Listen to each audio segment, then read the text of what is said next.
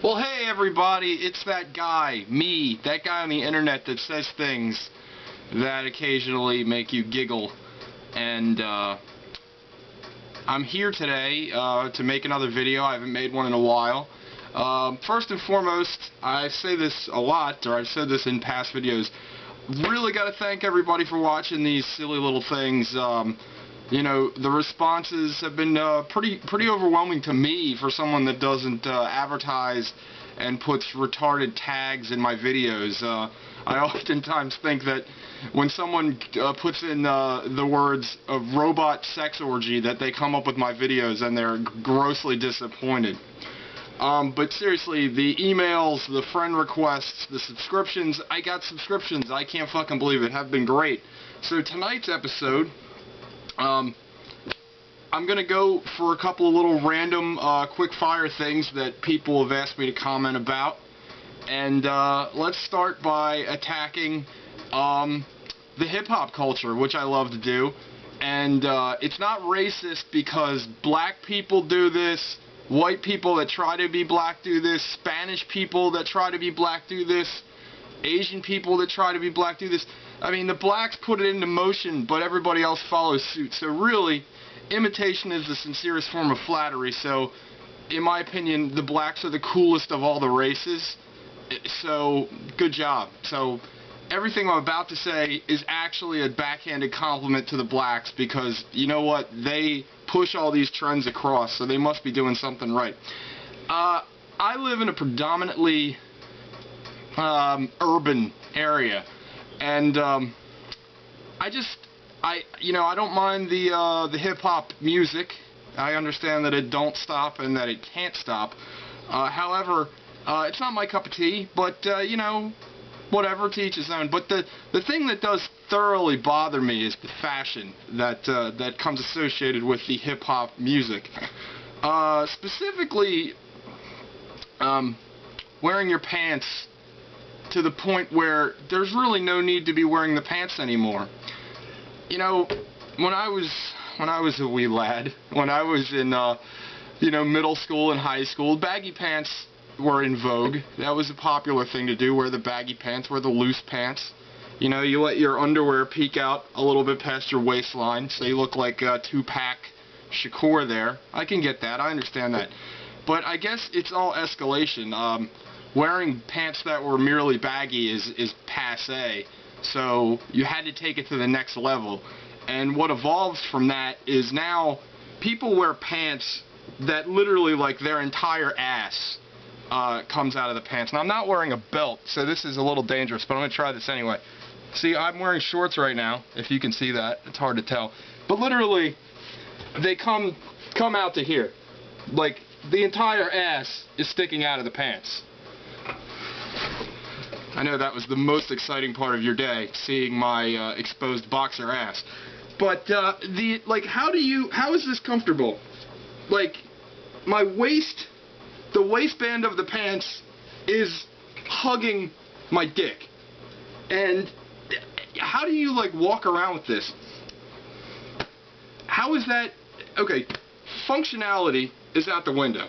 Because this is just not, this is not happening for me right now. This is not a good look.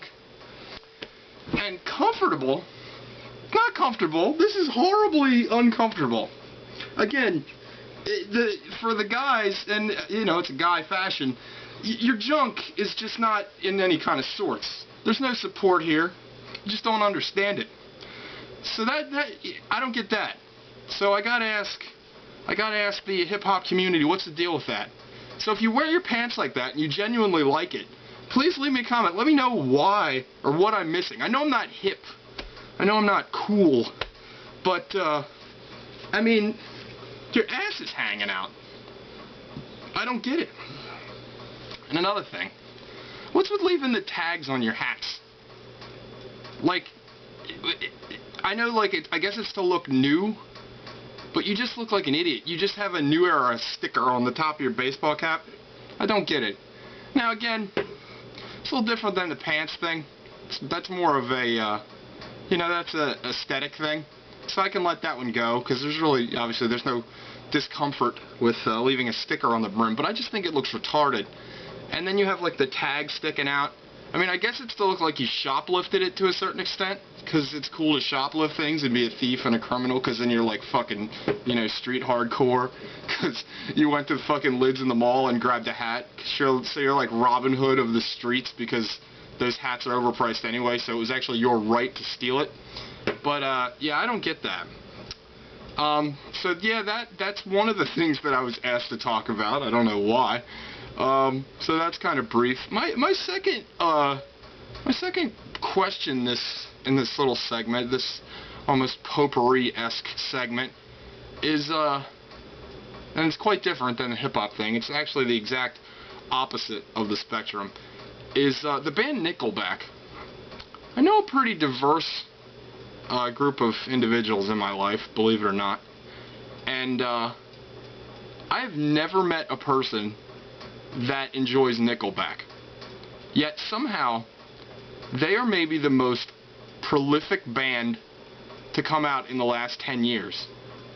They have like a hit single every time you turn around, and they must be making millions of dollars. At least that's what I perceive.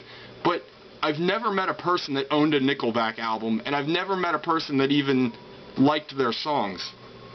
Now, I don't understand this. Is this an elaborate hoax? Like, is there some kind of weird kind of trick that's being played on us by the record industry? Like, I can't really come up with anything, but is there some reason behind this madness?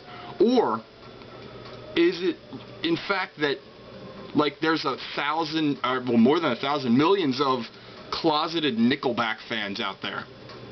Because I don't understand it, because as a whole, everybody makes fun of it. But at the same time, they're wildly successful. And it's a bit disturbing. It's, you know, it's a lot like Michael Bay, in a way. In a small way. Because generally, a little drunk, people seem to make fun of Michael Bay's movies and call them stupid or whatever. I know I do. But they make gazillions of dollars. Now, it's a little different because, you know, big explosions, people go watch that. I get that. But at the same time, everyone says how bad it sucks, and then they just continue to make money. Things like Spider-Man 3, which generally everybody hated. I said it again. Generally. Excuse me. You know, things like the Star Wars prequels that everybody seems to hate make money. So, is everyone that you know and that you talk to, or even yourself, when you say you hate these things, are you lying? Is it all just, is everybody really just going home and, you know, whacking off to this stuff in their room? You know, are people going home and renting the island and cranking up that fucking Rockstar song by Nickelback and just, you know, going to town? Or am I just, is this another one of those instances where I'm just out of the loop completely, and I'm so out of touch with what people actually like that I'm just way off base? Did my social autism really come full circle and hit me in the face? I don't know. I really need to put a clock somewhere so I know how much time I have on these things, because I tend to lose focus and I don't know. So I'm going to wrap this up, but and I'm also going to pull up my pants, but I won't make you look at that again. Thanks again for everybody watching this, and this is probably the worst video I've ever made, so I apologize, and I'll make the next one better. Cheers.